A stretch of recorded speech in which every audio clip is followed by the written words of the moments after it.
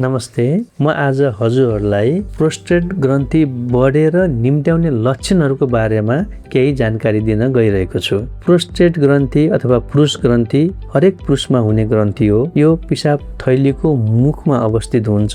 जब हाम्रो उमेर बढ्दै जान्छ, 40 वर्ष 50 वर्ष पुग्छ, त्यसपछि यसको साइज पनि बढ्दै जान्छ। जब प्रोस्टेटको साइज बढ्छ, यसले पिसाब थैलीबाट बाहिर निस्किने पिसाब नलीलाई थिच्छ, जसले गर्दाखेरि विभिन्न लक्षणहरू देखा पर्छन्। 1 नम्बरमा पिसाबको धारा सानो हुन्छ, पिसाब फेर्न गयो लामो समय लाग्छ, पिसाब क्लियर हुन्न, पिसाब फेर्न जोड लाउनु पर्छ, कन्नु पर्ने हुन्छ, पिसाब फेर्यो कट्यो फेरि पिसाब हुने इन्टरमिटेन्सी हुन्छ।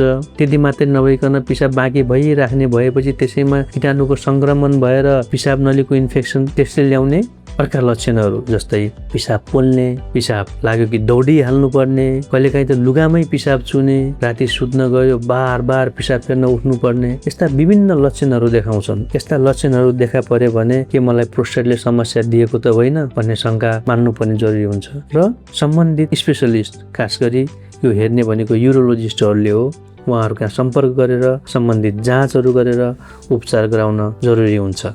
धन्यवाद।